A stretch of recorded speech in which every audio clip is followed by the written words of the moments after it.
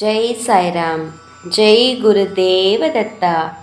குருர் பிரம்மா குருர் விஷ்ணு குருர் தேவோ மகேஸ்வரஹா. குரு சாட்சாத் பரபிரம்ம தஸ்மை ஸ்ரீ குருவே நமஹா. ஸ்ரீ தேம்பே மகராஜ் குரு சரித்திரம் அத்தியாயம் 19. 16வது சாதுர்மாஸ்ய விரதம். பதவை 1906. நரசோபாவாடி. அப்போதைய இந்தூர் மாநிலத்தில் நர்மதா நதிக்கரையில் அமைந்த புண்ணிய ஸ்தலமே பதவை என்ற பிரதேசமாகும். அங்கு ஒரு குடிசையில் மகராஜ் தங்க விரும்பினார். சேதமடைந்திருந்த அந்த குடிசை மகராஜ் அவர்களின் வருகையின் காரணமாக அந்த ஊர் மக்களால் சரி செய்யப்பட்டது. மகராஜ் தனிமையில் இருக்க விரும்பியதால் ஊரை விட்டு தள்ளி இருந்த அந்த குடிசையில் தங்கியிருந்தார். ஆனால் அங்கேயும் தகவல் அறிந்த ஏராளமான மக்கள் கூட்டம் அவரை சூழ்ந்து கொண்டார்கள். அதனால் அங்கிருந்து புறப்பட்டு சற்று தள்ளி இருந்த காட்டுப்பகுதியை நோக்கி புறப்பட்டார். அந்த காட்டுப்பகுதியில் சில நாட்கள் தங்கியிருந்தார். அவர் அங்கு இருப்பதை அறிந்த மக்கள் அங்கேயும் சென்று சூழ்ந்து கொண்டார்கள். ஸ்ரீ தத்தர் அவருக்கு கனவில் காட்சியளித்து, மக்களோடு உனக்கு தொடர்பு இருக்கும் வரை மட்டுமே நீ அவர்களை நல்வழிப்படுத்த முடியும். ஆகையால் நீ தனிமையில் இருக்க வேண்டாம் என்று உத்தரவிட்டார். ஸ்ரீ தத்தரின் உத்தரவை ஏற்று மகராஜ் நகரத்தில் தங்கியிருந்தார். அவர் தமது 16வது சாதுர்மாசிய விரத காலத்தில் தாம் உண்ணும் உணவின் அளவை மேலும் கட்டுப்படுத்தினார். 3 கைப்பிடி உணவை மட்டுமே உட்கொண்டார். நீர்மோரும் பழங்களையும் உடல் பலகீனமாக இருக்கும் போது எடுத்துக்கொண்டார். அவருடைய பக்தரான ராம்பாபு தினமும் அவருக்கு நீர்மோரும் பழங்களும் கொண்டு வந்து தருவார். காலை வேளையில் பூஜையை முடித்த பிறகு தனது கல்வி பயிற்சியை வழக்கம் போல் தொடர்ந்தார் மகராஜ். மகராஜ் அவர்களுடைய பெயரில் தினமும் 200 குடும்பங்களுக்கு உணவு அளிக்கப்பட்டது. மகராஜ் தன்னிடம் குறையோடு வருபவர்களுக்கு அவர்களின் குறைகளை நிவர்த்தி செய்தார். சிலருக்கு பரிகாரம் கூறினார். சாயங்கால வேளையில் பூஜை முடிந்ததும் தொடங்கிய பஜனை நடு இரவு வரை சென்று கொண்டிருக்கும். ஒரு நாள் ஜிவாஜிராஜ் கேல்கர் என்பவர் இந்தூரிலிருந்து மகராஜை தரிசிக்க பதவை வந்தார். அவருடைய உதவியாளரையும் அழைத்து வந்திருந்தார். அவருடைய உதவியாளர் மகராஜ் அவர்களை சந்தித்து தன்னுடைய மேலதிகாரி மகராஜ் அவர்களை தரிசிப்பதற்கு அனுமதி வேண்டினார் என்று கூறினார். அப்போது அதை கேட்ட சுவாமிகள், என்னை போல் மனநிலை சரியில்லாதவர்களை தரிசித்து என்ன பலன்? என்னை தரிசிக்க இங்கு வருபவர்களும் மனநிலை சரியில்லாதவர்களே. அவர்களில் நானும் ஒருவனே ஆவேன். ஆகையால் சித்தப்பிரமை கொண்டவர்களை தரிசிப்பவர்களை காட்டிலும் இல்லத்தில் இருப்பதே மேல். இதை உங்கள் அதிகாரியிடம் சொல்லிவிடுங்கள். மகராஜ் அவர்களின் இந்த வார்த்தைகளை கேட்டதும் சிவாஜிராவ் மற்றும் அவரது உதவியாளர் அவர்களுக்கு தன்னுடைய தவறு புரிந்துவிட்டது. சுவாமிகளை குறித்து அவதூறான செய்திகளை அவர்கள் ஒருவேளை எவரிடமாவது கூறியிருக்கலாம்.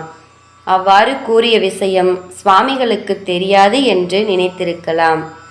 ஸ்ரீ வாசுதேவானந்த சுவாமிகள் தமக்கு முன்னால் நின்று கொண்டிருப்பவர்களின் முன்னைய தலைமுறை மட்டுமல்லாமல் வரும் தலைமுறையின் கணக்குகளையும் தீர்ப்பவர். ஆகையால் தான் இவ்வாறு ஒரு செய்தியை அந்த உதவியாளரிடம் மகராஜ் கூறியிருக்கிறார். இந்தூர் மகாராணி சுவாமிகளை தரிசிப்பதற்காக புறப்பட்டார். அவருடைய பணியாட்கள் மகராஜ் அவர்களை சந்தித்து, எங்கள் மகாராணி தங்களை தனியாக சந்திக்க விரும்புகிறார் என்று தெரிவித்தார். மகராஜ் அவர்கள் சிரித்துக்கொண்டே, இங்கு நாட்டை ஆளும் அரசருக்கும் அவருக்கும் சமைத்து போடும் சமையல்காரருக்கும் ஒரே பட்சணமான மரியாதையே கிடைக்கும். இந்த இடத்தில் அவர்கள் இருவருக்கும் எந்த வித்தியாசமும் இல்லை. சாதாரண மனிதர்கள் என்னை வந்து தரிசிக்கட்டும், அது எனக்கு போதும் என்றார். அவருடைய வார்த்தைகளை கேட்ட பணியாட்கள் கோபத்தோடு சென்று விட்டார்கள். மகராஜ் அதை பற்றி லட்சியம் செய்யவில்லை. சீதாராம் புவா மற்றும் கந்தா புவா மகராஜ் அவர்களுடன் இருந்த ஒரு சமயம் சீதாராம் புவாவின் தந்தையின் நினைவு நாள் வந்தது. அப்போது மகராஜ் அங்கு சென்று, இந்த நினைவு நாளை நாளைய தினத்தில் அனுசரியுங்கள், இன்று வேண்டாம் என்றார். அதற்கு காரணம் கேட்டதற்கு மழையின் அறிகுறிகள் இருக்கின்றன என்று கூறினார். இதனால் ஆச்சரியமடைந்த கந்தபுவாவும் சீதாராம் புவாவும், மகராஜ் ஏன் இப்படி சொல்கிறார்? வானத்தில் ஒரு மூட்டமும் இல்லை, வெயிலின் கடுமை மிகவும் அதிகமாக இருக்கின்றது. இந்த நிலையில் இன்று எவ்வாறு இங்கு மழை பெய்யும்?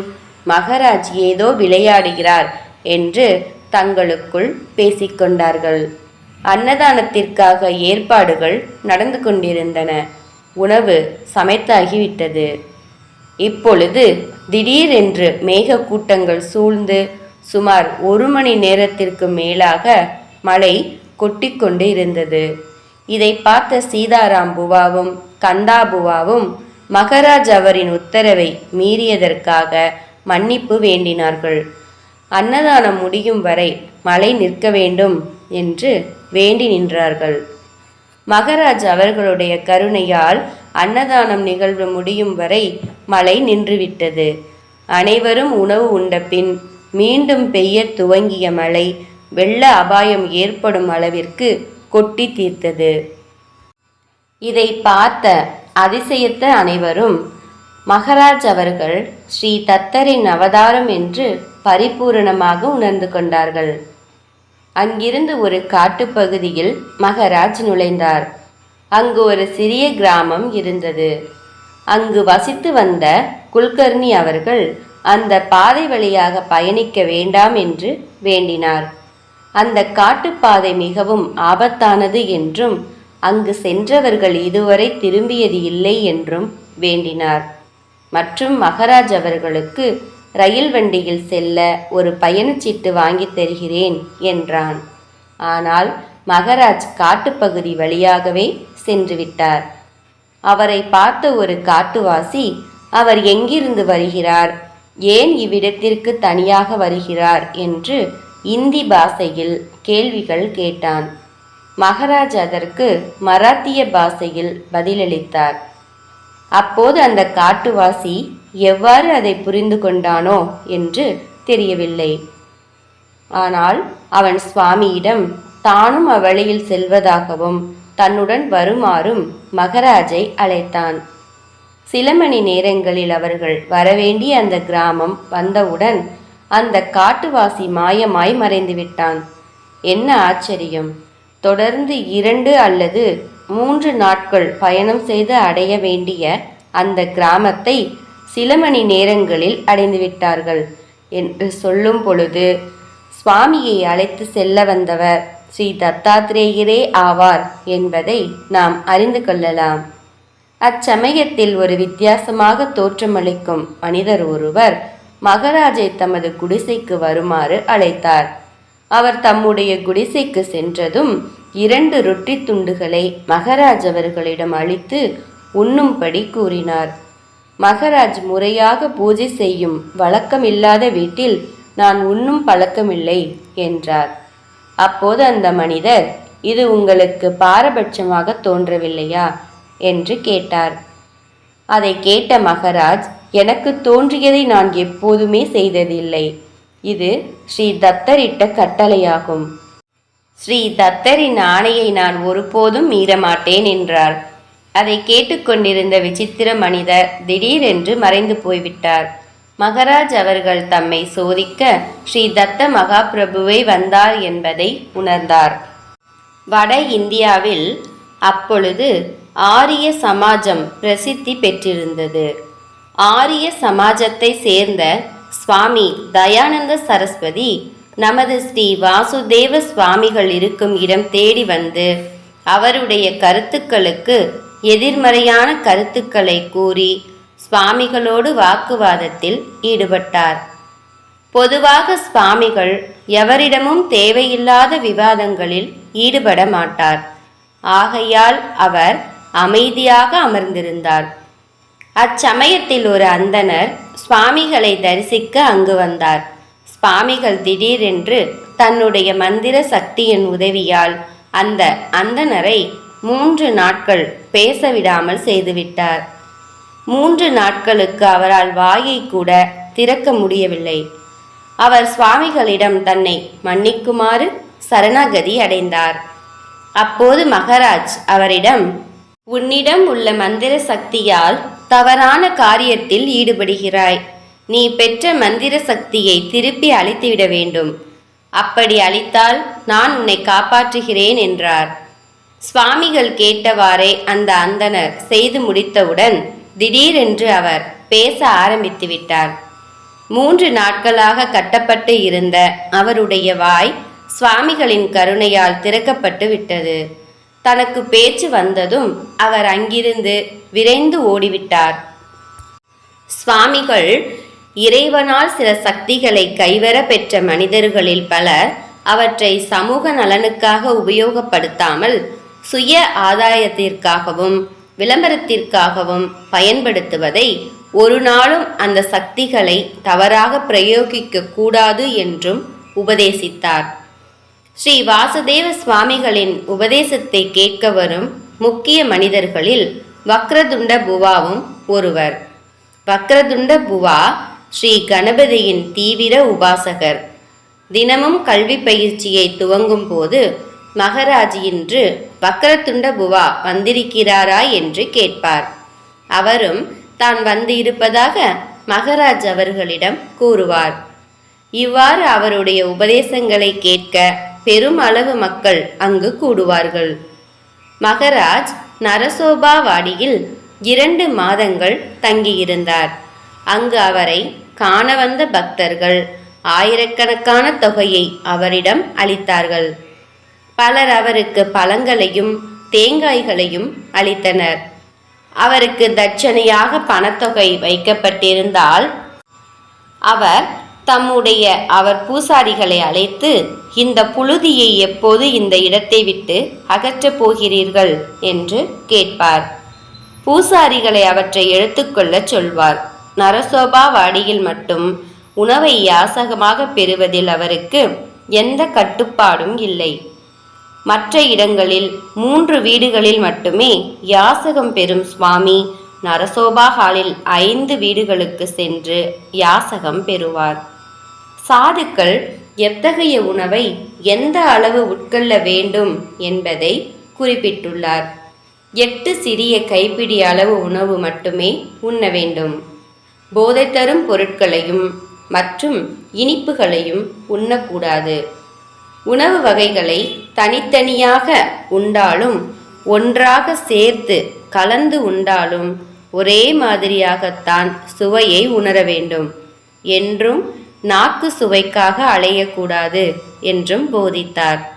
அன்னதானம் நடைபெறும் பெயரால் அன்னதானம் நிறைவடைந்ததும் நரசோபா வாடியிலுள்ள ஆண்களும் பெண்களும் அந்த இடத்தை சுத்தம் செய்வதிலும் சமைத்த பாத்திரங்களை தேய்த்து வைப்பதுமாக போட்டி போட்டுக்கொண்டு சேவை செய்தனர். ஆனால் ஒரு சிலரின் தலையீட்டால் அந்த சேவையிலும் அந்தணருக்கே முதலதிகாரம் வழங்கப்பட்டது. ஒரு நாள் அந்த குலத்தை சேராத வேறு குலத்தை சேர்ந்த பெண்மணி, அன்னதான கூடத்தை கழுவி சுத்தம் செய்யும் பாக்கியம் நமக்கு கிடைக்குமா என்று ஏங்கிக் கொண்டு இருந்தார். அந்த பெண்மணி பல மாதங்களாக இதற்காக காத்து கொண்டு இருந்தாள். ஒரு நாள் மதிய உணவு முடிந்த பிறகு மகாராஜ் தன்னுடைய கைகளை அலம்புவதற்காக சென்று கொண்டு இருந்தார். அவர் வரும் வழியில் அவர் தன்னுடைய கைகளில் இருந்த அன்னத்தை வேண்டுமென்றே கீழே விழச் செய்தார். சேவை செய்வதற்காக காத்து கொண்டிருந்த அந்த பெண்மணியை உடனடியாக அழைத்தார். இந்த இடத்தை சுத்தம் செய்து உன்னுடைய ஆசையை நிறைவேற்றிக்கொள் என்று கூறினார். அதை கேட்டு மகிழ்ந்த அந்த பெண்மணி, மகாராஜ் தனக்காகவே அன்னத்தை கீழே விட்டிருக்கிறார் என்பதை உணர்ந்தும் கொண்டாள். அங்குள்ள அனைவரிடமும் மகராஜ் சேவை செய்யும் போது இனம், குலம் என்ற பேத உணர்வு ஒருவருக்கும் ஏற்படக்கூடாது. அவ்வாறு வேறுபாடுகள் தோன்றினால் அவருடைய சேவையை இறைவன் ஒரு நாளும் ஏற்றுக்கொள்ள மாட்டார் என்று போதித்தார். ஒவ்வொரு வருடமும் குரு துவாதசி பூஜை பூசாரிகளால் கோலாகலமாக கொண்டாடப்படும். ஆனால் அந்த வருடம் இந்த விழாவை கொண்டாடுவதற்கு கோலாப்பூர் அரசு தடை விதித்திருந்தது. அனைவரும் மகராஜ் அவர்களிடம் விழா தடையின்றி நடைபெற பிரார்த்தனை செய்தனர். மகராஜ் அவர்கள் பூசாரிகளுடைய தவறான நடவடிக்கைகளால் பணத்தின் மீது மோகம் கொண்டு இருப்பதால் இந்த வருடம் ஒரு மாறுதலுக்காக ஆலயத்தில் உள்ள கருவறைக்கு பதில் விலையுயர்ந்த ஜாமான்கள் வைக்கும் அறைக்கு பூஜையை செய்யுங்கள்.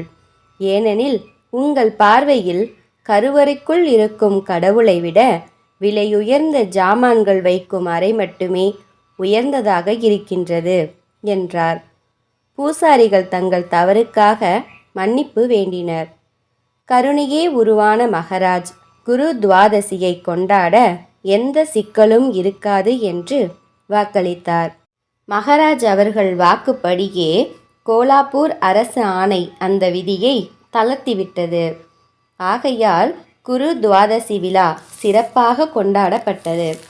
அந்த புண்ணிய நாளில் கிருஷ்ணா நதிக்கரையில் மகராஜ் அவர்களுக்கு ஸ்ரீ தத்த பிரபு காட்சியளித்தார். அதே நாளில் ஸ்ரீ தத்த பிரபுவின் பாதுகைகள் தரிசிக்க சென்றவர் சமாதி நிலையை அடைந்தார். அதே சமாதி நிலையில் அவர் பிரம்மானந்த சரஸ்வதியின் மடத்திற்கு சென்றார். அன்று மாலை பொழுது வரை அந்த சமாதி நிலை நீடித்தது. அப்போது அவருக்கு காட்சியளித்த தத்தர் அங்கு இருந்து புறப்பட்டு ராமேஸ்வரத்திற்கு பாத யாத்திரை செல்லுமாறு கட்டளையிட்டார். மகராஜ் தத்தரின் உத்தரவின்படி ராமேஸ்வரத்திற்கு புறப்பட தயாரானார். ஆனால் நரசோபா வாடியை சேர்ந்த பூசாரிகள் சுவாமிகளின் வருகைக்கு பிறகு நல்ல வருமானம் கிடைத்ததால் அதை இழக்க அவர்கள் விரும்பவில்லை.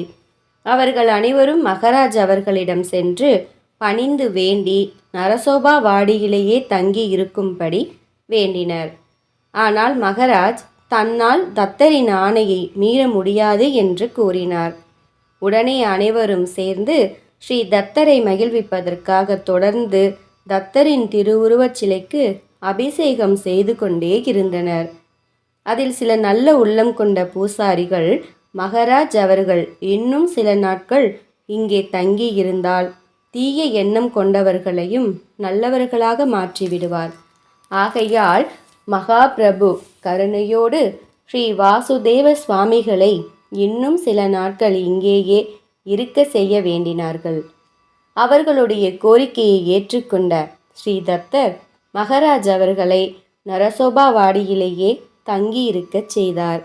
ஒரு நாள் அரசு அதிகாரியான கால் குன்றிகர் நரசோபா வாடிக்கு வந்தார். அவருடைய மனைவி தன்னுடைய கையால் மகராஜ் அவர்களுக்கு பிட்சையளிக்க விரும்பினார். அவள் மகராஜ் அவர்களிடம் தங்கள் வீட்டிற்கு யாசகம் பெற வருமாறு கேட்டுக்கொண்டாள். அப்போது மகராஜ் அவர்கள் ஒரு அற்புதத்தை நிகழ்த்தினார். அந்த அம்மையாருடைய இல்லத்திற்கு யாசகம் பெற சென்றபோது அவருடனேயே வேறு சிலரும் சென்றனர். அதே சமயத்தில் மகராஜ் அவர்கள் ராமச்சந்திர யோகியின் ஆலயத்திற்கும் வந்திருந்தார். ஆலயத்திற்குள் நுழைந்தவர் திடீரென்று மாயமாகிவிட்டார்.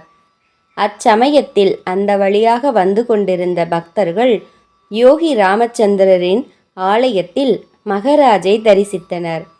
பின்னர் மகராஜ் அவர்களுக்கு பிரசாதத்தையும் வழங்கினார். இதை கண்ட பக்தர்கள் அனைவரும் மகராஜ் அவர்கள் முதலில் அந்த பெண்மணியின் இல்லத்திற்கு செல்வதாக வாக்களித்தார். ஆனால் அவர் சென்றாரா இல்லையா என்று சந்தேகம் அவர்களுக்கு எழுந்தது. தகவலை அறிந்த திருமதி கால் குன்றிகர் மகராஜ் அவர்களை தேடி வந்தார். அந்த அம்மையார் மகராஜிடம், சுவாமி, தாங்கள் காலையில் என்னுடைய இல்லத்திற்கு வந்து என்னுடைய கையால் பிக்சை பெற்று கொண்டீர்கள். ஆனால் பலர் நீங்கள் வேறு ஏதோ ஒரு இடத்திற்கு சென்றதாக கூறுகின்றனர். எனது சந்தேகத்தை போக்கிக் கொள்ளவே நான் தங்களிடம் வந்துள்ளேன். காலையில் தாங்கள் எங்கு இருந்தீர்கள் என்று கேட்டாள். மகராஜ் சிரித்துக்கொண்டே, காலையில் நான் சமாதி நிலையில் இருந்தேன். ஆகையால் எத்தனை இடங்களுக்கு சென்றேன் என்று எனக்கு தெரியவில்லை என்றார். மக்கள் அனைவரும் ஸ்ரீ தத்த மகாபிரபுவின் அவதாரமே ஸ்ரீ வாசுதேவானந்த சரஸ்வதி சுவாமிகள் என்ற உண்மையை இது போன்ற பல அற்புதங்கள் மூலம் உணர்ந்து கொண்டனர். குரு துவாதசி நாளன்று ஒரு அம்மையார் ஸ்ரீ தத்த மகாபிரபுவுக்கு நைவேத்தியம் செய்வதற்காக சில உணவுப் பொருட்களை கொண்டு வந்தார். அவரை பார்த்த பூசாரி ஆத்திரம் அடைந்து அந்த அம்மையாரை கடுமையாக மனம் வேதனைப்படுமாறு சொற்களை கூறினார். அந்த அம்மையார் தூய்மையான பக்தியோடு கொண்டு வந்த உணவுப் பொருட்களை தகாத வார்த்தைகளை கூறி பூசாரி நிராகரித்தார். இது ஸ்ரீ தத்த மகாபிரபுவிற்கு ஏற்புடையதாக இல்லை. திடீரென்று அவர் ஒரு சிறுவனின் ரூபத்தில் வந்து அந்த பூசாரியை நன்றாக தாக்கினார். தான் தாக்கப்பட்டவுடன் பூசாரி நிலை குலைந்து கீழே சாய்ந்தார். அவருக்கு உடல் முழுவதும் காயங்கள் ஏற்பட்டுவிட்டன. பூசாரியை இவ்வாறு தாக்கியதால் அங்கிருந்த அனைத்து பூசாரிகளும் ஒன்று சேர்ந்து அந்த சிறுவனை தண்டிப்பதற்காக அவனை தேடினார்கள். திடீரென்று அச்சிறுவன் மாயமாய் மறைந்துவிட்டான். அந்த பூசாரி மகராஜ் அவர்களிடம் சென்று இதற்கான தீர்வை வேண்டினார். அப்பொழுது மகராஜ், அந்த சிறுவனை உங்களால் ஒன்றும் செய்ய முடியாது. காரணம், அச்சிறுவன் உருவில் வந்து பூசாரியை தண்டித்தவர் ஸ்ரீ தத்த மகாபிரபுவே ஆவார். அனைத்து பூசாரிகளையும் அழைத்து ஸ்ரீ தத்தரிடம் மன்னிப்பு வேண்டச் சொல்லுங்கள். உங்கள் உடலில் உள்ள காயங்களை போக்க ஒரே ஒரு வழி மட்டுமே உள்ளது. அந்த அம்மையார் கொண்டு வந்த பிரசாதத்தை உங்கள் உடல் மீது காயம்பட்ட இடங்களில் தேய்க்கவும். அது ஒன்றே காயங்களை போக்க வல்ல மருந்தாகும். இவ்வாறு மகராஜ் கூறியதை கேட்டு பூசாரியும் அவ்வாறே செய்ததால் அவரின் உடலில் உள்ள காயங்கள் எல்லாம் மறைந்துவிட்டன. மற்றொரு முறை இதேபோல் ஒரு பெண்மணி ஸ்ரீ தத்த மகாபிரபு தன்னுடைய கோரிக்கை நிறைவேற்றி வைத்ததால் மகிழ்ந்து தன் வாக்கு அளித்தபடி பூரன் போலி என்று சொல்லக்கூடிய உணவை எடுத்துக்கொண்டு பிரசாதத்தை நைவேத்தியம் செய்வதற்காக கொண்டு வந்தார். அப்போது பூஜை சமயத்தில் பிரசாத கூடையை திறந்து பூசாரியிடம் அளித்தபோது அந்த அம்மையாரை அவர் மிகவும் இழிந்த சொற்களால் கேலி செய்தார். பூரன் போலி என்று சொல்லப்படும் அந்த பிரசாதம் தடிமனாகவும் மிக பெரியதாகவும் இருந்தது. அதை பார்த்த பூசாரி அந்த அம்மையாரிடம், இறைவனுக்கு நைவேத்தியம் அளிக்கும் பிரசாதம் என்று இதை செய்தாயா, அல்லது உன்னுடைய திருமண நாளுக்கு உன்னுடைய கணவருக்கு செய்யும் உணவு என்று நினைத்தாயா? இவ்வாறு கூறியதை கேட்டதும் அந்த பெண்மணி வேதனை தாங்காமல் அழ ஆரம்பித்து விட்டார். அடுத்த சில நிமிடங்களில் சில முகம் தெரியாத நபர்களின் மூலமாக அந்த பூசாரிக்கும் நல்ல அடி கிடைத்தது.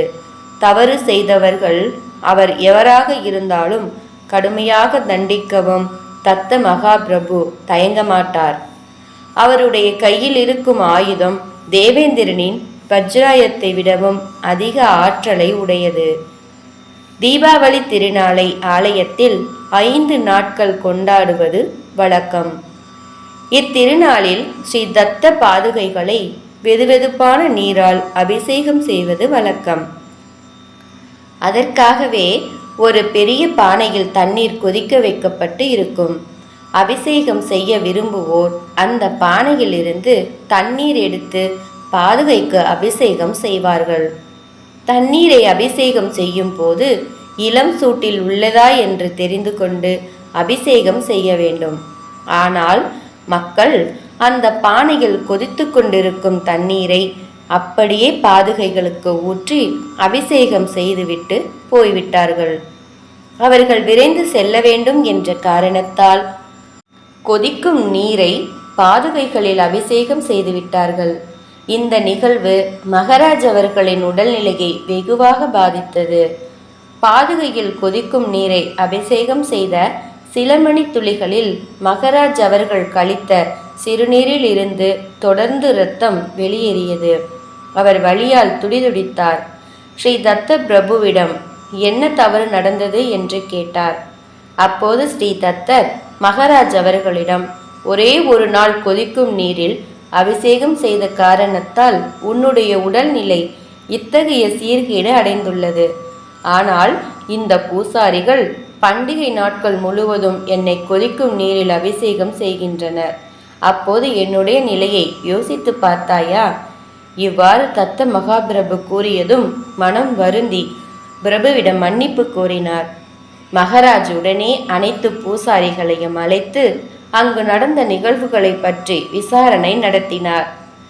பூசாரிகள் அனைவரும் உண்மையை ஒப்புக்கொண்டார்கள். அப்பொழுது மகாராஜ் அவர்களிடம், நீங்கள் செய்யும் ஒவ்வொரு தவறுக்கும் தண்டனையை நான் அனுபவித்துக் கொண்டிருக்கிறேன். உடனே ஸ்ரீ தத்த மகாபிரபுவிடம் மன்னிப்பு வேண்டி தேங்காயை சமர்ப்பியுங்கள். பூசாரிகள் அனைவரும் மன்னிப்பு வேண்டி ஆளுக்கு ஒரு தேங்காயை சமர்ப்பித்தார்கள். ஒரு சில வினாடிகளில் மகாராஜ் அவர்களின் உடல்நிலை தேறியது. மகாராஜ் அவர்கள் தம் வாழ்நாளில் கடும் குளிரால் உறைந்திருக்கும் இமயமலை பிரதேசத்தில் கூட குளிர்ந்த நீரில் மட்டுமே குளிப்பது பழக்கம். ஒரு தொழுநோயாளி கிட்டத்தட்ட 6 வருடங்களாக நோயினால் துன்புற்று கொண்டிருந்தார். ஒரு நாள் அவர் மகாராஜை சந்தித்து, இந்த நோயில் இருந்து விடுபட நான் என்ன செய்ய வேண்டும் என்று கேட்டார். ஸ்ரீ தத்தர் அத்தொழுநோயாளி கர்மவினையின் காரணமாக இத்தகைய துன்பங்களை அடைந்திருக்கின்றான். இப்போது அந்த நோய் அவனை விட்டு செல்லும் நேரம் வந்துவிட்டது. ஆகையால் தான் அவன் உன்னிடம் வந்திருக்கிறான். அவனை பூரன் போலி சமைத்து, அதாவது வெல்லம், நெய், பருப்பு இவற்றை சேர்த்து செய்யப்படும் இனிப்பு வகை. ஒரு கழுதைக்கு அதை உணவாக அளிக்க வேண்டும். அந்த கழுதை அவன் அளித்த உணவை ஏற்க வேண்டும். இதை இவ்வாறு தொடர்ந்து சில நாட்கள் செய்தால் நிச்சயம் அவனுடைய நோயிலிருந்து விடுபடுவான் என்று வாக்களித்தார். கழுதைக்கு உணவளிப்பது நமக்கு மிகப்பெரிய வெற்றியை தருவதாகும். இது நம்மில் பலருக்கு தெரிய வாய்ப்பில்லை. காரணம், கழுதை யோகத்தின் அடையாளமாக கருதப்படுகிறது. கழுதையின் முகத்தை உற்று கவனிக்கும் போதே நமது கர்மவினையின் பலன் நமக்கு கிடைக்கும். அதன் ஆற்றலை இறைவன் கழுதைகளுக்கு அளித்திருக்கின்றான். யோகத்தின் அடையாளமாக கழுதை கருதப்படுகிறது. நம் தொழுநோயாளியும் மகாராஜ் அவர்களிடம் அவ்வாறே செய்வதாக கூறினான். புறப்படும் போது மகாராஜ் அவனிடம், நீ என்ன விலைக்கு இப்பணியை செய்ய வேண்டும் என்று விரும்புகிறாயோ அந்த பணத்தை முதலில் ஸ்ரீ தத்தரின் முன்னால் சமர்ப்பிக்க வேண்டும். அத்தொகைக்கு பின்னர் பொருட்களை வாங்கி பூரன் போலி செய்து கழுதைக்கு அளிக்க வேண்டும் என்று கூறினார். அத்தொழுநோயாளியும் 1 ரூபாயை ஸ்ரீ தத்தருக்கு சமர்ப்பணம் செய்துவிட்டு பின்னர் அந்த 1 ரூபாய்க்கான பொருட்களை வாங்கி கொண்டு பூரன் போலி செய்தார்.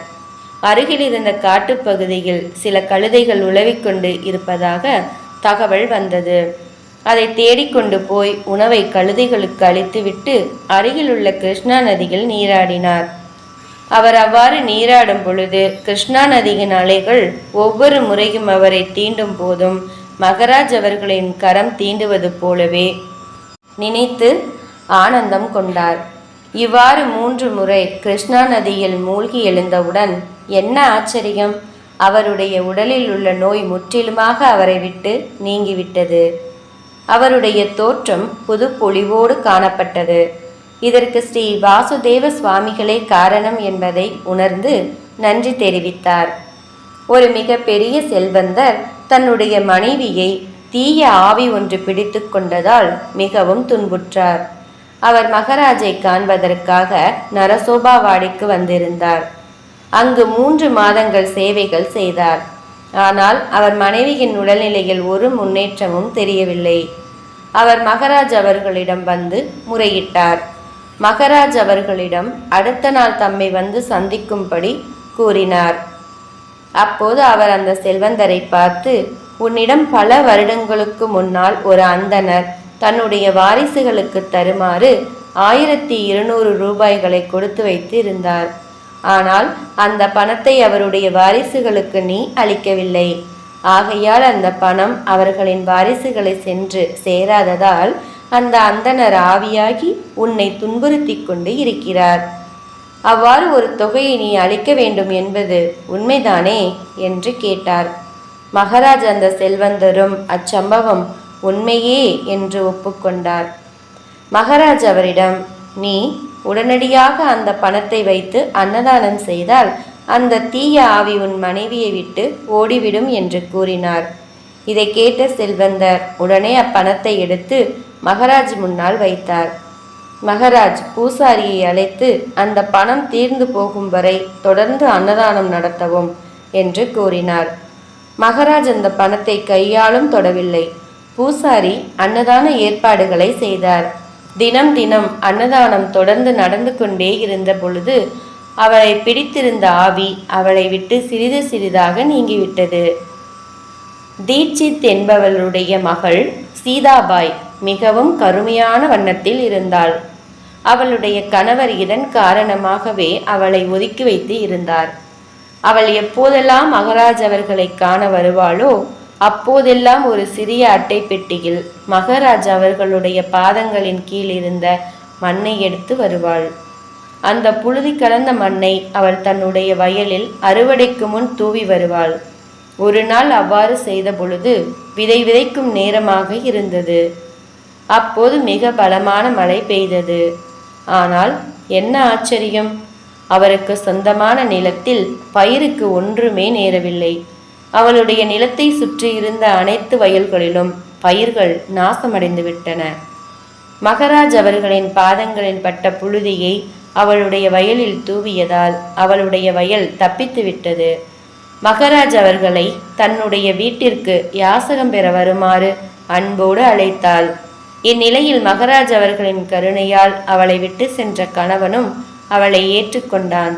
இவை அனைத்திற்கும் காரணம் மகாராஜ் அவர்களின் அளவிலாத கருணையே என்பதை உணர்ந்து நன்றி தெரிவித்தார்.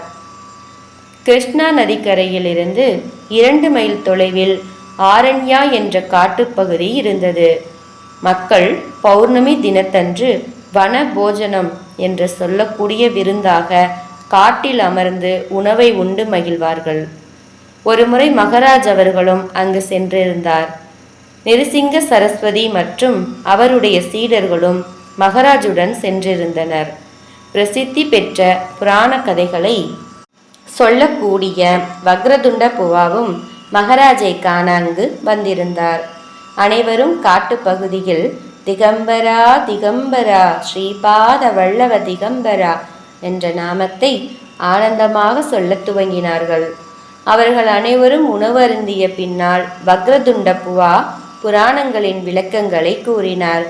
தங்களின் முன்னால் ஒரு தத்த அவதாரி அமர்ந்திருக்கிறார் என்பதை நாம் பெருமையாக கொள்ள வேண்டும் என்று கூறினார். அன்று மாலை சுமங்கலி பூஜை, அதாவது சுவாசினி பூஜை நடைபெற்று மகாராஜ் அவர்களுக்கு ஆரத்தியும் நடைபெற்றது.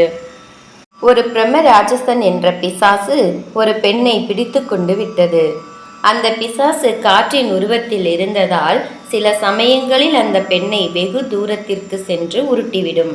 இதனால் பல சமயங்களில் அந்த பெண் நினைவை இழந்து விடுவாள். நினைவு திரும்பியதும் தமது இல்லத்திற்கு செல்வாள். அதனால் அந்த பிசாசை விரட்டுவதற்காக தனது தாயாருடன் நரசோபா வாடிக்கு வந்தாள். நரசோபா வாடியிலும் இந்த பிசாசு அவளை விடவில்லை. ஒரு நாள் அப்பெண்ணை ஏதோ ஒரு திசையில் கொண்டு போய் போட்டுவிட்டது. அந்த பெண்ணினுடைய தாயார் பயந்து போய் மகாராஜ் அவர்களிடம் ஓடி வந்தாள். சுவாமி, என்னுடைய புதல்விக்கு என்ன ஆயிற்று? அவள் எங்கே இருக்கிறாள் என்று கேட்டாள். மகாராஜ் அவர்கள் நடந்ததை அறிந்து கொண்டு, கவலைப்பட வேண்டாம், மேற்கு திசையில் பத்திரமாக இருக்கிறாள், மாலையில் வந்து விடுவாள் என்று கூறினார். அவர் கூறியவாறே அன்று மாலையே வந்துவிட்டாள். மகாராஜ் அவர்கள் ஒரு இயந்திரத்தை கயிற்றில் வைத்து கட்டி சில மந்திரங்களை ஜபித்து அந்த பெண்ணுடைய கழுத்தில் கட்டுமாறு பணித்தார். இறுதி வரை அந்த பிசாசு இயந்திரத்தை அந்த பெண்ணின் கழுத்தில் கட்டுவதை தடுத்து கொண்டே இருந்தது. இறுதியில் மகராஜ் அவர்களின் கருணையால் அந்த கயிறு அவளுடைய கழுத்தில் கட்டப்பட்டு விட்டது. அந்த பெண்ணை பிடித்திருந்த பிரம்ம ராட்சசன் அவளை விட்டு ஓடிவிட்டான். ஒரு தந்தை தன் மகனை மனநிலை சரியில்லாதவன் என்று கருதி மகராஜ் அவர்களிடம் அழைத்து வந்தார். அவர் சுவாமிகளிடம், என் புதல்வன் 5-6 வயது வரை நன்றாக இருந்தான். அதன் பிறகு என்ன ஆயிற்றோ தெரியவில்லை. அவன் மனநிலை சரியில்லாதவன் ஆகிவிட்டான். மகராஜ் அந்த சிறுவனை சிறிது நேரம் உற்று பார்த்தார். உடனே அவருடைய தந்தையை பார்த்து, இறுதி வரையில் இவன் இப்படித்தான் இருப்பான். ஆனால் இவனால் ஒருவருக்கும் ஒரு துன்பமும் நேராது என்று நான் உறுதியளிக்கிறேன். எல்லோருக்கும் நன்மைகளையே செய்வான். இவ்வாறு கூறியதும் அவனுடைய தந்தைக்கு என்ன செய்வது என்று தெரியவில்லை. அவனை அழைத்து கொண்டு தமது ஊருக்கு புறப்பட்டார். அவர்கள் இருவரும் சென்றவுடன் மகராஜ் அங்கு இருப்பவர்களை பார்த்து, இச்சிறுவன் சென்ற ஜென்மத்தில் யோக பரம்பரா என்று சொல்லக்கூடிய யோகியாக இருந்தார். அப்பொழுது அனைவரையும் விட்டு தனிமையில் இருப்பதாக மனநிலை சரியில்லாதவனாக அனைவரின் முன்னிலையிலும் நடித்தார். அவன் ஒரு மிகப்பெரிய சித்த புருஷராக இருந்தான். இதுவே அவனது முன்ஜென்ம கணக்காகும் என்று கூறினார். மகராஜ் சந்நியாச தர்மத்தை ஏற்றுக்கொண்டவுடன் 3 முறை நரசோபாவாடிக்கு வந்திருக்கிறார். அப்போது ஒரு சுவாரஸ்யமான நிகழ்வு அங்கே நடைபெற்றது. நாம் அதை பற்றி காண்போம். வைசியநாத் என்ற இளைஞன் நரசோபாவாடியில் தங்கியிருந்தான். அவன் அதிகாலையில் இருந்து நண்பகல் 11 மணி வரை கையில் ஒரு குவளையை எடுத்துக்கொண்டு சுற்றி கொண்டே இருப்பான். பிறகு 2 மணி நேரம் பூமியிலிருந்து மண்ணை எடுத்து பூசிக்கொண்டே இருப்பான். அவன் நதியில் குளிக்கும் போதும் மண்ணை பூசிக்கொண்டு நீராடுவான். அவன் அந்தன குலத்தில் பிறந்திருந்தாலும் சந்தியா வந்தனமோ பூஜைகளோ எதுவுமே செய்ய மாட்டான். நரசோபாவாடியில் இருந்த தத்தருடைய பாதுகைகளை அவன் ஒரு முறை கூட சென்று தரிசித்தது இல்லை. அவனை சுற்றியிருக்கும் அனைவருமே அவனுக்கு அறிவுரை சொல்வார்கள். அவன் அனைவரிடமும், என்னை ஒரு பேய் பிடித்திருப்பதால் நான் இது போன்ற பூஜைகளை செய்ய முடியாது என்று கூறினான். மக்கள் அவன் கூற்றை நம்பிவிட்டார்கள். அதனால் அவனுக்கு அவர்கள் எந்த மதிப்பும் தருவதில்லை. அவனுடைய செயல்களை பெரிதாக நினைக்கவும் இல்லை. ஆனால் அவன் இறைவனை அறிந்த யோகியாவான். மகராஜ் அவர்கள் இந்த உண்மையை அனைவருக்கும் கூறியதால் அவனை பற்றி தவறாக எண்ணியதற்காக வருந்தினார்கள். ஒரே ஒரு சிறிய துணியை இடுப்பில் கட்டிக்கொண்டும் ஒரே ஒரு துணியை தோளில் போட்டுக்கொண்டும் இருந்தான். இதை தவிர அவனிடம் வேறு எதுவுமே இல்லை. எவராவது உணவு உண்பதற்கு அழைத்தால் செல்வான். யாராவது தட்சணை அளித்தால் 2 பைசாவிற்கு மேல் வாங்க மாட்டான். கிட்டத்தட்ட குழந்தையிலிருந்து 25 வருடங்கள் அவன் பெற்ற தட்சணை வெறும் 8 ரூபாய் மட்டுமே. அந்த 8 ரூபாய் தொகையை அந்த ஊரில் இருந்த தபால் துறை அதிகாரியிடம் கொடுத்து வைத்திருந்தான். அவன் உண்மையை மட்டுமே பேசுவான். ஒரு முறை ஒரு வழக்கில் சாட்சியாக அழைத்து கொண்டு போன போது தனக்கு என்ன அளித்தாலும் பொய் பேச மாட்டேன் என்று கூறி வந்துவிட்டான். ஒரு முறை கந்தாபுவா அவனிடம், நீ சேர்த்து வைத்திருக்கும் 8 ரூபாய்க்கு மகா பூஜை ஒன்றை நரசோபாவாடியில் நடத்து என்றார். அதை அவன் முடியாது என்று மறுத்துவிட்டான். காரணம், அந்த தொகை தன்னுடைய சகோதரனை சென்று காண்பதற்காக சேர்த்து வைத்திருந்த தொகை என்று கூறினான். ஆனால் அவ்வூர் மக்கள் அனைவரும் அவன் கூற்றை நம்பவில்லை. காரணம், அவன் பல வருடங்களாக தன்னுடைய சகோதரனை காண போவதாக அனைவரிடமும் கூறிக்கொண்டிருக்கின்றான். ஆகையால் அக்கருத்து உண்மை எதுவும் இல்லை என்று நம்பினார்கள். அப்பொழுது மகராஜ் அவர்கள், நீங்கள் எவருமே அவனை புரிந்து கொள்ளவில்லை என்றார். மேலும் அவர், அவன் தன்னை ஒரு பேய் பிடித்திருக்கிறது என்று சொன்னானே, அந்த பேய் அவனுடைய பக்தி உணர்வே ஆகும். அவன் சகோதரரை காணப் போகிறேன் என்று சொன்னதற்கான பொருள் இறைவனை காணப் போகிறேன் என்று அர்த்தமாகும். மகராஜ் இவ்வாறு கூறியதும் அவ்வூர் மக்கள் அவனுடைய சகோதரன் இறைவன் என்றால் அந்த 8 ரூபாயை சேர்த்து வைக்க காரணம் என்ன என்று கேட்டார்கள். அதற்கு மகராஜ் சொன்ன பதிலால் அனைவரும் அமைதி அடைந்தார்கள். மகராஜ் அவர்களிடம், அவன் ஒரு அனாதை என்பதால் அந்த 8 ரூபாயை தனக்கு ஈம கிரிகை செய்வதற்காக சேர்த்து வைத்திருக்கிறான். இவ்வாறு அவனை பற்றி மகராஜ் கூறியதை கேட்டதும், இந்த வயதில் இப்படி ஒரு வைராகியமா என்று மக்கள் வியந்தார்கள். மகராஜ் அவர்கள் வைசியநாத்தை பார்த்து, நீ சேர்த்து வைத்திருக்கும் 8 ரூபாயிலிருந்து 1 ரூபாய் மட்டும் எடுத்து வைத்துவிட்டு மீதமுள்ள 7 ரூபாயில் மகா பூஜை நடத்துவாய் என்று உத்தரவிட்டார். வைசியநாத் மகராஜ் கூறியதை ஒருபோதும் தட்டமாட்டான். சரி என்று சம்மதித்து 7 ரூபாயை மகராஜின் முன்னால் வைத்துவிட்டான். மகராஜ் மறுநாள் அந்த கிராமத்தில் உள்ள அனைவரையும் அன்னதானம் பெற்றுக்கொள்ள அழைத்தார். ஆனால் அவ்வூர் மக்களின் சந்தேகமோ வேறு விதமாக இருந்தது. வைசியநாத் அளித்த 7 ரூபாயை வைத்துக்கொண்டு ஊர் மக்கள் அனைவருக்கும் அன்னதானம் வழங்குவதாக மகராஜ் கூறுகிறாரே, அது எவ்வாறு சாத்தியம் என்று கவலை கொண்டனர். அவர்களுக்கு மகராஜ் அவர்களின் தெய்வீக ஆற்றலின் சக்தியை குறித்து தெரியாது. உணவு சமைக்கப்பட்டதும் மகா பூஜை முடிந்து நெய்வேத்தியம் செய்யப்பட்டதும் கிராமத்தினர் ஒரு சிறிய பாயை விரித்து கொண்டு வரிசையாக பிரசாதம் உண்ண அமர்ந்து கொண்டார்கள். மகராஜ் அவருடைய சீடர் மற்றும் வைசியநாத் அவர்களும் ஒரு வட்டமாக அமர்ந்தார்கள். இப்போது அன்னதானம் துவங்கப்பட இருக்கிறது. மகராஜ் தன்னுடைய மேல் அங்கவஸ்திரத்தை எடுத்து பிரசாதங்களின் மேல் மூடச் சொன்னார். பிறகு அனைவருக்கும் உணவு பரிமாறப்பட்டது. என்ன அற்புதம்! 7 ரூபாய்க்கு உணவுப் பொருட்கள் வாங்கி சமைக்கப்பட்ட அந்த உணவை 1000 பேர்கள் எப்படி உண்பார்கள் என்று யோசித்த வேளையில் அன்று சுமார் 2000 பேர்கள் மன நிறைவோடு உணவை உட்கொண்டார்கள். இதற்கு காரணம் மகராஜ் அவர்களின் கருணையை தவிர வேறு என்னவாக இருக்க முடியும்? அன்னதானத்தை பெற்றுக்கொண்டவர்கள் அதோடு நிற்காமல் அவர்கள் கொண்டு வந்த பாத்திரத்தில் எடுத்து சென்று தங்கள் ஊரில் உள்ள உறவினர்களுக்கும் அளித்தார்கள். இதைவிட அற்புதம் என்னவென்றால், அனைவருக்கும் பரிமாறிய பிறகும் கூட சமைத்த உணவு அப்படியே இருந்ததுதான். ஸ்ரீ குரு சரித்திரத்தில் கானகாபூரில் ஸ்ரீ குரு நிருசிம்ம சரஸ்வதி அவர்களின் கருணையால் பாஸ்கரா என்ற அந்தணர் 3 பேர் மட்டுமே உண்ண இயலும் அளவிற்கு சமைக்கும் பொருட்களை கொண்டு வந்தாலும் 4000 பேர்களுக்கு அவர் சமைத்த அன்னம் போய் சேர்ந்தது. அன்று சமைக்கப்பட்ட அந்த உணவு மிகவும் ருசியாக இருந்தது என்று அனைவரும் பாராட்டினார்கள். அது மகா குருவின் மகா பிரசாதம் அல்லவா? அதனுடைய மகிமையை எவரால் எடுத்து கூற முடியும்? அங்கு உள்ள ஒரு சிலர் இத்தகைய ஆரவாரத்தைக் கண்டு மகராஜ் அவர்களிடம் பொறாமை கொண்டனர். இறைவனுடைய அவதாரங்களின் மீது பொறாமை கொள்பவரின் நிலை என்ன என்பதை பற்றி இப்போது காண்போம். ஒரு பொறாமை கும்பல் மகராஜ் அவர்களை பரீட்சை செய்வதற்காக ஒரு ஏற்பாட்டை செய்தது.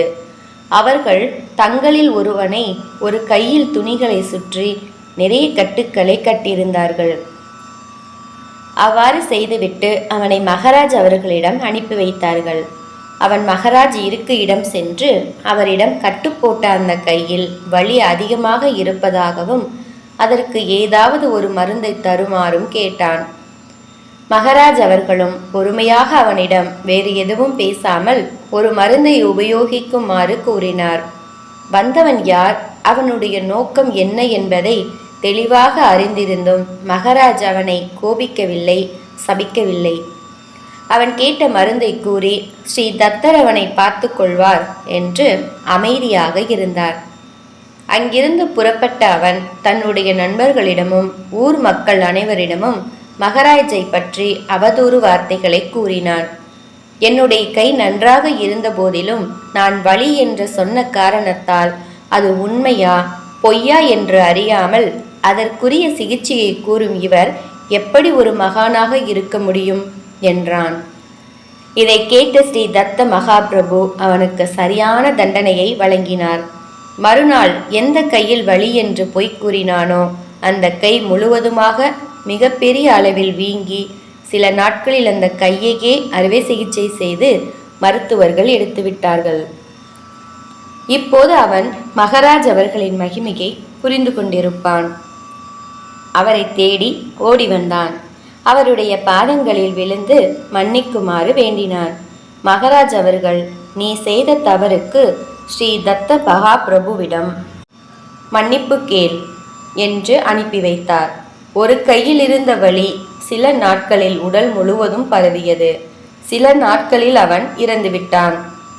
எப்போதும் மகான்களை சோதித்து பார்க்க வேண்டும் என்ற எண்ணமே நமக்கு ஏற்படக்கூடாது. அவ்வாறு சோதித்தால் மகான்கள் நம்மை மன்னித்து விடுவார்கள். ஆனால் இறைவன் நம்மை ஒருபோதும் மன்னிக்க மாட்டார். தினமும் மகாராஜ் யாசகம் பெறுவதற்காக செல்லும் போது வழியில் அவரை எவராவது நமஸ்காரம் செய்துவிட்டால் அன்று முழுவதும் பட்டினியாக இருந்து விடுவார். மகாராஜ் அவர்களுடன் எவராவது ஒருவர் செல்ல வேண்டியது அவசியமாக இருந்தது. காரணம், அவர் கூட செல்லும் பொழுது எவராவது நமஸ்காரம் செய்ய முன்வந்தால் அவரை தடுப்பதற்கு ஒருவர் வேண்டும். அக்காரணத்தால் எவராவது ஒரு சீடர் மகாராஜ் அவர்களுடன் யாசகம் பெற செல்ல வேண்டியதும் அவசியமாக இருந்தது. ஒருமுறை பேராசிரியர் ஒருவர் மகாராஜ் அவர்களிடம் ஸ்வராஜ்யம் என்று அழைக்கப்படும் சுதந்திரத்தை பற்றி சில கேள்விகளை கேட்டார். இந்திய தேசம் சுதந்திரம் பெறுவதற்கு தகுதியுடையதா என்று கேட்டார். அதற்கு மகாராஜ் அவரிடம், சுதந்திரம் கிடைப்பதற்கு இன்னும் பல ஆண்டுகள் இருக்கும் போது இப்போது ஏன் அதை பற்றி பேச வேண்டும் என்று பதிலளித்தார். மகாராஜ் கூறிய வார்த்தைகள் சத்தியமான உண்மை என்பது நிரூபிக்கப்பட்டு விட்டது. நரசோபாவாடியில் சரஸ்வதிபாய் என்ற தாசி இருந்தாள். அவள் இறைவனுக்கு சேவை செய்யும் மிகப்பெரிய பக்தையாவாள். பஜனை பாடல்களை இனிமையாக பாடுவதில் வல்லவர்.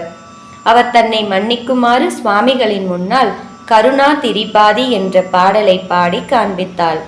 ஒருமுறை மகாராஜ் அவர்களும் அவளுடைய பாடலை கேட்க விரும்பினார். அவளுடைய பாடலை கேட்டு அவள் இறைவனின் மீது கொண்டிருந்த பக்தியை பாராட்டினார். அவருக்கு குருவை பற்றி ஒரு ஸ்லோகத்தை இயற்றி அளித்தார். தியானம் செய்வது குறித்தும் அவளுக்கு போதனை செய்தார். மகாராஜ் தன்னிடத்தில் போதித்தவற்றை தம் வாழ்நாள் முழுவதும் அத்தாசி கடைபிடித்து தன்னுடைய வாழ்நாள் முழுவதும் இறைவனுக்கும் மகான்களுக்கும் சேவை செய்தே வாழ்ந்து வந்தாள். ஸ்ரீ தத்தர் மகாராஜ் அவர்களுக்கு காட்சியளித்து நரசோபாவாடியிலிருந்து புறப்பட வேண்டிய நேரம் வந்துவிட்டது என்றார். அவர் அப்போது அதை பற்றி எவரிடமும் உரைக்கவில்லை. அன்று மத்தியான நேரம் யாசகம் பெற்ற பிறகு ஆலயத்திற்கு பிரார்த்தனை செய்வதற்காக சென்றார். இதை பார்த்த அங்குள்ள மக்கள், பொதுவாக மகாராஜ் யாசகம் பெற்ற பிறகு ஆலயத்திற்கு செல்ல மாட்டார், இன்று ஏதோ ஒரு விசேஷ காரணத்தால் தான் ஆலயத்திற்கு சென்றிருக்க வேண்டும் என்று தங்களுக்குள் பேசிக்கொண்டார்கள். ஒரு சிலர் மகாராஜ் எதற்காக இப்போது ஆலயம் செல்ல வேண்டும் என்று அதன் காரணத்தை அறிந்து கொள்ள அவரை பின்தொடர்ந்தார்கள். ஆலயத்தில் பிரார்த்தனை முடிந்த பிறகு மகாராஜ் அனைவரிடமும் நரசோபாவாடியிலிருந்து புறப்பட்டு நான் ராமேஸ்வரம் செல்வதற்கு ஸ்ரீ தத்தர் உத்தரவிட்டுள்ளார் என்று கூறினார். அங்குள்ள மக்கள் அனைவரும் அதிர்ச்சி அடைந்தார்கள். அந்த தகவல் காட்டு தீ போல் அனைத்து இடங்களுக்கும் பரவிவிட்டது. அவரை காண அனைத்து கிராமங்களிலிருந்து வந்த பக்தர்களை பார்த்து மகாராஜ், நீங்கள் இறைவனை பிரார்த்தனை செய்யும் பொழுது உங்கள் மனம் ஒருமைப்பட வேண்டும். அனைவரும் ஒற்றுமையாக இறை வழிபாட்டிலும் ஆலய விழாக்களிலும் ஈடுபட வேண்டும். தினம்தோறும் அனைவரும் திகம்பரா திகம்பரா ஸ்ரீபாத வல்லப திகம்பரா என்ற மந்திரத்தை சொல்லிக்கொண்டே இருக்க வேண்டும். இந்த நாமத்தினுடைய மகிமை அளவிட இயலாதது என்றார். அன்று மாலை குருந்துவாடியிலிருந்து புறப்பட்டு இரவு தத்தரை அலங்கரிப்பதற்காக வளர்க்கப்படும் புஷ்பங்கள் நிறைந்த அந்த நந்தவனத்தில் தங்கியிருந்தார். மகாராஜ் தாம் செல்லும் வழியில் மிகப்பெரிய சாதுவான சிதம்பர் தீட்சித் என்பவர் அவதாரம் செய்த புண்ணிய தலத்திற்கு சென்றார். அந்த தெய்வீக குழந்தை பிறந்த போதே ஆச்சரியமாக வில்வ இலை மற்றும் அச்சதை இவை இரண்டையும் அதன் காதுகளில் இருந்ததை ஊரார் அனைவரும் கண்டனர். அவரை அனைவரும் சங்கர் பகவானின் அவதாரமாகவே கருதினார்கள். அங்கு தினமும் ஆயிரக்கணக்கான மக்களுக்கு அன்னதானம் நடைபெற்று கொண்டே இருக்கும். அப்போது அங்கு நடக்கும் அற்புதம் என்னவென்றால், அந்த அன்னதானம் மற்றும் ஆலய விழாக்கள், பூஜைகள் முதலிய செலவுகளுக்கு பணம் தேவைப்படும் பொழுது சிதம்பர தீட்சித் தம்மிடம் இருந்த ஒரு பானையிலிருந்து எடுத்து கொடுப்பாராம். ஒரு முறை அனைவரும் அந்த பானைக்குள் என்ன இருக்கிறது என்று பார்த்த பொழுது, என்ன அற்புதம்! அந்த பானைக்குள் ஒன்றுமே இல்லை. ஒன்றுமே இல்லாத அந்த பானையிலிருந்து இவ்வளவு பெரிய தொகை எப்படி வந்தது என்று அனைவரும் ஆச்சரியப்பட்டார்கள். அவர் எப்பொழுது அந்த பானையில் கையை நுழைத்தாலும் அவருக்கு அன்று தேவைப்படும் பணம் கையில் கிடைத்துவிடும். ஆனால் அவர் தமக்காகவோ தம்முடைய குடும்பத்திற்காகவோ அந்த பானையை தொடமாட்டார். பேஸ்வாக்களின் ஆட்சி காலம் முடிவடையும் தருணம் பாஜிராவ் பேஸ்வா என்ற இறுதியாக அரசவையில் அலங்கரித்தவருக்கு தன்னுடைய கைகளால் ஆசீர்வதித்து பானையிலிருந்து தொகையை எடுத்து கொடுத்தார். மகராஜ் அவர்கள் சிதம்பர ஸ்ரீ தீட்சித்தை பற்றி சமஸ்கிருதத்தில் சில ஸ்லோகங்களையும் எழுதியுள்ளார். ஒருமுறை ராமச்சந்திர காமத் என்பவர் மகராஜ் அவர்களிடம் ஒருவருக்கு பக்தி நிலை என்பது எவ்வாறு ஏற்படும் என்று கேட்டார். அதற்கு மகராஜ் அளித்த பதில் நம் அனைவருக்குமே பொருந்தும். சதா சர்வ காலமும் இறைவனுடைய நாமத்தை நினைத்து கொண்டே இருக்க வேண்டும். பஜனையின் மூலமாகவோ அல்லது ஸ்லோகத்தின் மூலமாகவோ அல்லது மந்திர உச்சாரணங்களின் மூலமாகவோ எப்போதும் தம்முடைய சிந்தனை இறைவனை பற்றியதாகவே இருக்க வேண்டும் என்று கூறினார். கர்நாடகாவில் இருந்து ஒரு அந்தணர் மகராஜை தரிசிக்க வந்திருந்தார். அவரை ஒரு தீய ஆவி அடிக்கடி துன்புறுத்தி கொண்டே இருந்தது. மகராஜ் அவர்கள் அவருக்கு மகா மிருத்யஞ்சய் மந்திரத்தை கற்றுக் கொடுத்தார். அவருடைய உடலிலிருந்த அந்த தீய ஆவி பயந்து போய் கூக்குரல் இட்டது. அந்த தீய ஆவி அந்தணரை பார்த்து, இன்னும் சில காலத்தில் நீ மரணமடைய போகிறாய். இப்போது உனக்கு மிருத்யஞ்சய் மந்திரத்தின் தேவை என்ன என்று கேட்டது. இதை கேட்ட அவருடைய குடும்பத்தினர் அனைவருமே பயந்தனர். அப்போது மகராஜ், அந்த பிசாசு கூறியது முற்றிலும் உண்மையே. இன்னும் சிறிது காலத்தில் இவர் மரணிக்கப் போகிறார். ஆனால் நான் அவருக்கு அளித்த மகா மிருத்யஞ்சய் மந்திரம் மரணத்தையும் வெல்லும் அற்புத ஆற்றலை உடைய மந்திரமாகும். அம்மந்திரத்தை நம்பிக்கையோடு தொடர்ந்து ஜெபித்து வந்தால் அவருக்கு மரணம் ஏற்படாது என்று நான் வாக்களிக்கிறேன் என்றார் மகராஜ். மகராஜ் கூறிய ஆறுதலான வார்த்தையை கேட்டு அந்த அந்தணரின் குடும்பம் அவருக்கு நன்றி தெரிவித்து மகிழ்வோடு வீடு திரும்பினார்கள். மகராஜ் அவர்கள் பார்கவ் சேத்திரத்தை அடைந்தார். அங்குதான் புகழ்பெற்ற பிரசித்தி பெற்ற ஸ்ரீ சைல மல்லிகார்ஜுனரை தரிசனம் செய்தார். தரிசனம் செய்துவிட்டு வெங்கடேஸ்வரகிரியை அடைந்தார். அந்த ஆலயத்தில் மகராஜ் தங்கியிருந்தார். அங்கு திருவுருவச் சிலையை தொட்டு வணங்குவதற்கு எவருக்குமே அனுமதி இல்லை. ஆனால் அன்று இரவு பூசாரிகளின் கனவில் வெங்கடேஸ்வர பெருமாள் காட்சியளித்து தன்னுடைய திருவுருவ சிலையை தொடுவதற்கு ஸ்ரீ வாசுதேவானந்த சரஸ்வதி சுவாமிகளுக்கு சகல அதிகாரங்களும் இருக்கிறது என்று சொன்னார். அதை கேட்ட அனைவரும் அதிசயத்தனர். மகராஜ் அங்கிருந்து காளஹஸ்தி, சிவகாஞ்சி, விஷ்ணு காஞ்சி, பக்சி தீர்த்தம் இவற்றையெல்லாம் தரிசித்து பினாகினி நதிக்கரையை அடைந்தார். அங்கு ஒரு நாள் தங்கியிருந்தார். அன்று பௌர்ணமி தினம். மகராஜ் அவர்கள் முக சவரம் செய்து கொள்ள வேண்டும். ஆனால் அதன் பிறகு நீராடுவதற்கு பினாகினி நதியில் நீர்வரத்து இல்லாத காரணத்தால் இறைவனை பிரார்த்தனை செய்தார். மகராஜ் முக சவரம் செய்து கொண்ட பிறகு நதிக்கு சென்றவர் நீர்வரத்து அவருடைய மார்பு வரை உயர்ந்திருப்பதை கண்டார். இதுவும் ஸ்ரீ தத்தரின் லீலை என்று உணர்ந்து அவரை வணங்கினார். அவர் நதியில் நீராடிவிட்டு பினாகினி நதியை பற்றி ஒரு ஸ்லோகம் எழுதி பாடினார். பொதுவாக மகராஜ் என்று சவரம் செய்து கொள்கிறாரோ அன்று முழுவதும் பட்டினியாக இருப்பார். அங்கிருந்து சிதம்பரம் என்ற புண்ணிய ஸ்தலத்தை வந்து அடைந்தார். அங்கு சுந்தர சாஸ்திரி என்பவரை சந்தித்தார். சுந்தர சாஸ்திரி தன்னுடைய இல்லத்திற்கு சுவாமியை அழைத்து வந்தார். அவர் தான் கற்றறிந்த சமஸ்கிருத மொழியின் மீது மிகவும் கர்வம் கொண்டவர். சமஸ்கிருதம் அல்லாத மற்ற மொழிகளில் எழுதப்பட்ட நூல்கள் சிறுவர்கள் அறிந்து கொள்வதற்கே உதவும் என்பார்கள். இதை கேட்ட மகாராஜ் சுந்தர சாஸ்திரியிடம், பக்தி என்பது பெருமையிலும் கர்வத்திலும் வருவது அல்ல, அது மொழிகளை சார்ந்ததும் அல்ல. ஸ்ரீ தத்தரின் பரிபூர்ண கருணையை நீங்கள் பெற வேண்டும் என்றால் கர்வத்தை விட்டொழித்து ஸ்ரீ குரு சரித்திரத்தை பாராயணம் செய்யுங்கள் என்று எடுத்துரைத்தார். மேலும் மகாராஜ் அவரிடம், வீண் விவாதத்தால் இறைவன் நமக்கு அளித்த சமயத்தை வீணாக்க வேண்டாம் என்று கேட்டுக்கொண்டார். சிதம்பரத்தின் வழியாக மகாராஜ் ராமேஸ்வரம் நோக்கி சென்று கொண்டிருந்த போது அங்கிருந்த சிலர் அவர் மீது கொண்ட பொறாமையால் மகாராஜ் தனது உயிரை நீத்துவிட்டார் என்று ஒரு வதந்தியை பரவவிட்டனர். அந்த தகவல் நரசோபாவாடியை சென்று அடைந்துவிட்டது. அதை கேட்டு நரசோபாவாடி மக்கள் அதிர்ச்சி அடைந்தனர். பெரும்பாலானவர்கள் ஒரு பெரிய குழுவாக இணைந்து மகாராஜை தேடி புறப்பட்டு விட்டார்கள். அவர்கள் முதலில் ராமேஸ்வரம் சென்று விட்டார்கள். அங்கு அவர்கள் மகாராஜை காணாமல் அங்கிருந்து புறப்பட்டு தஞ்சாவூர் வந்தார்கள்.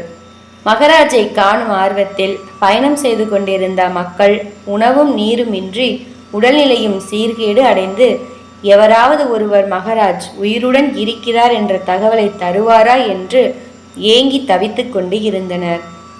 தனது பக்தர்களுடைய இந்நிலையை தமது ஞான திருஷ்டியால் அறிந்து அவர்கள் இருக்கும் இடத்திற்கு அருகில் மாயவரம் என்ற பகுதிக்கு வந்துவிட்டார். அவரை தேடி வந்த பக்தர்களும் மாயவரத்தில் அவரை கண்டு கொண்டார்கள்.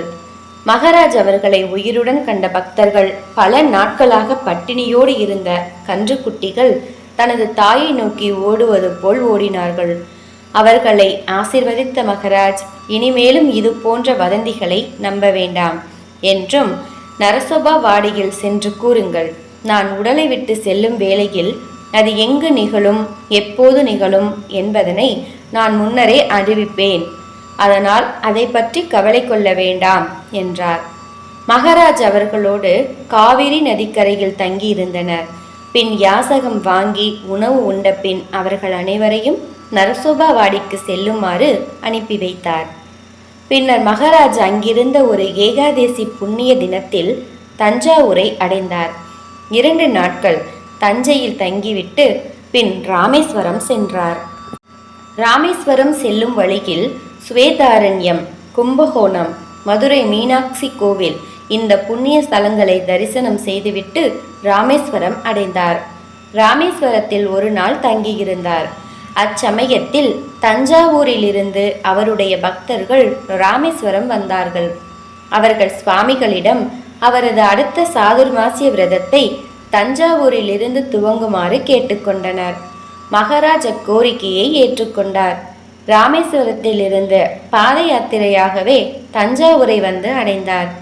அங்கு காவிரி நதிக்கரையில் விமலாம்பா என்ற தேவியிடம் மிக்க அன்பும் பக்தியும் கொண்டதால் அங்கிருந்த சந்தியாமத் என்ற இடத்தில் மகாராஜ் தனது 17வது சாதுர்மாசிய விரதத்தை துவங்கினார். காவேரி நதி அங்கு வேணு என்ற பெயரில் அழைக்கப்படுகிறது. இவ்வாறு தமது 17வது சாதுர்மாசிய விரதத்தை தஞ்சாவூரில் துவங்கிவிட்டார்.